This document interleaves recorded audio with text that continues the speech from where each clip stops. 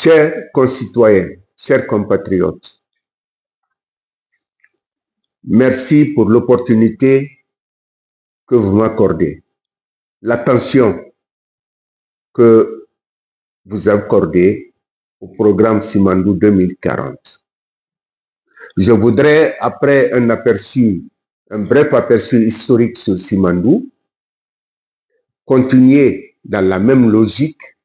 pour essayer de vous présenter quelques facettes de Simandou, le programme Simandou. Nous voulons, de prime abord, considérer le programme Simandou comme étant une option libérale en tant que choix et déclaration politique d'un gouvernement. Donc, qui demeure une chose et la mise en œuvre une autre chose. Car la Guinée vit et continue de vivre ses réalités avec ses rationalités propres.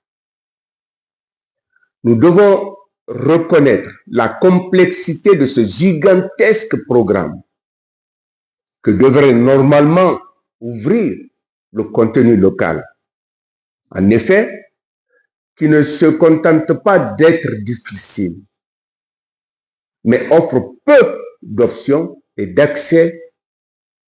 dans un monde de compétitivité et de productivité. Lorsque notre compréhension et notre perception sont réductrices des stratégies et se limitent uniquement à la prévalence nationale des emplois. Donc,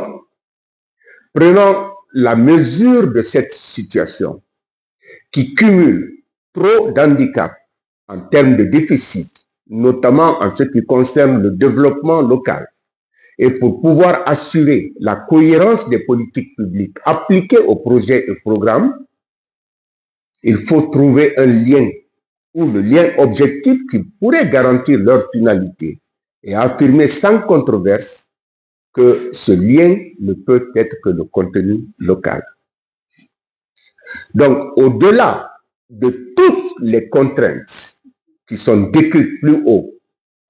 et les limites que représentent les capacités générales de notre administration en charge du contenu local,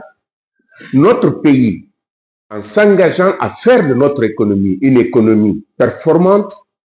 s'engage forcément et profondément en réalité à réformer et consolider profondément le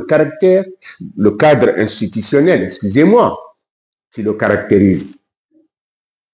Il faut le rappeler que c'est là où notre démarche et notre compréhension des exigences du contenu local et du programme Simandou 2040 nous distinguent dans nos approches, nos démarches, nos méthodologies, les objectifs globaux, les objectifs spécifiques, les résultats attendus, jusqu'à l'élaboration du plan de travail. Et c'est là où nous disons que Simandou est un cumul de défis et d'opportunités pour toutes les générations de notre pays, y compris celles qui ne sont pas nées encore. Parce que la finalité du cadre logique du contenu local doit favoriser la mise en place d'un instrument de gestion intégré des activités et des opportunités qui en découlent et s'y imposent dans les secteurs économiques qui sont porteurs de croissance comme les mines, l'agriculture, les nouvelles technologies, l'environnement, les travaux publics, etc. Donc, il serait urgent d'élaborer un nouvel ordre ambitieux d'inspiration universelle et juridiquement contraignant afin d'orienter l'expression de programmes vers des types de gouvernance rigoureuses, consensuelles, efficaces, équilibrées et durables, c'est-à-dire sociales, économiques, énergétiques, sanitaires, d'éducation, culturelle, scientifique, etc. Lorsqu'on sait pertinemment que nos dirigeants consacrent peu de temps et d'efforts à la détermination et à la définition de leur stratégie de promotion socio-économique, étant trop occupés par la gestion courante des problèmes d'intérêt économique, ils réagissent trop souvent aux préoccupations des populations, en posant des gestes et des actions ponctuelles, sans impact direct durable et sans trop se soucier de la pertinence des préoccupations par rapport à la stratégie globale qu'ils devraient adopter, et aussi ni se soucier de l'impact et des conséquences que de telles préoccupations peuvent avoir sur le futur des populations et sur la nation. Donc, étant donné qu'ils sont des responsables portés sur des opérations de routine, ils éprouvent beaucoup de difficultés en tant que dirigeants à s'arrêter pour analyser, réfléchir et planifier le devenir de notre nation. De cette manière, la majorité des projets d'intérêt public et privé ont été construits et conduits sur la base de données et d'hypothèses plus ou moins irrationnelles et ne s'inscrivent pas dans une perspective de développement durable. Ce qui rend les efforts institutionnels dérisoires par rapport aux initiatives privées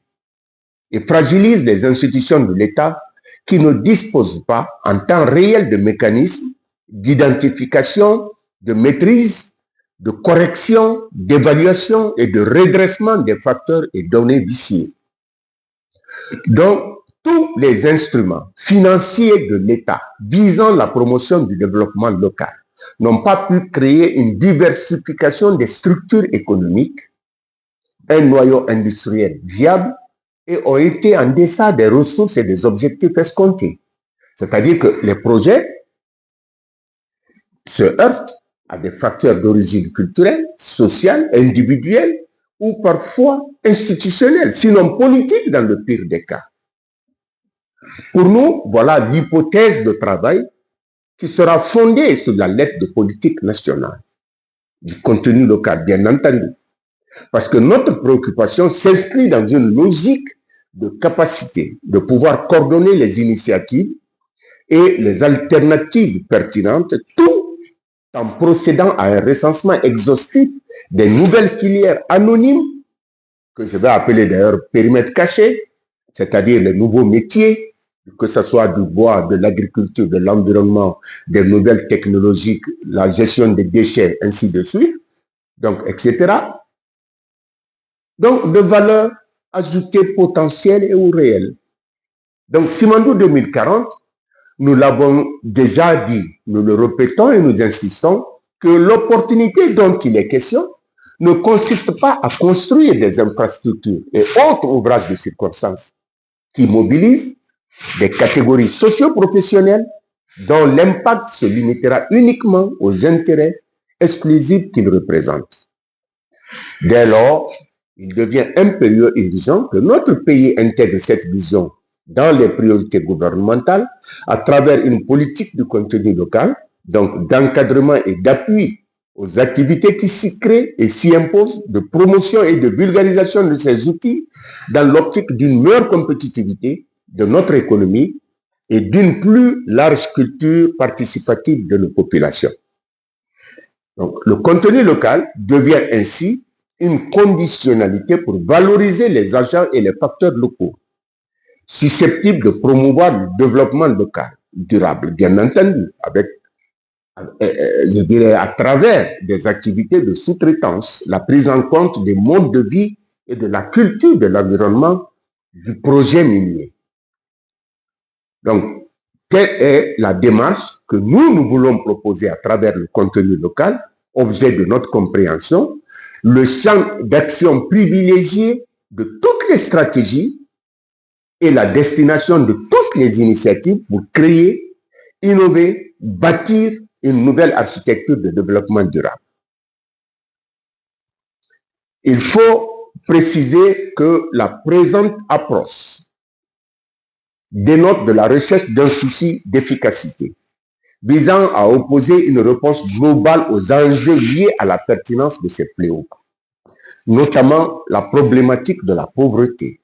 du développement durable, le volet de la représentation institutionnelle des catégories sociales vulnérables et leur organisation dans un cadre de cohérence de tous les projets sectoriels sans lesquels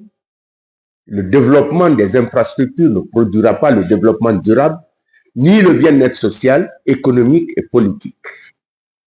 Je vous remercie.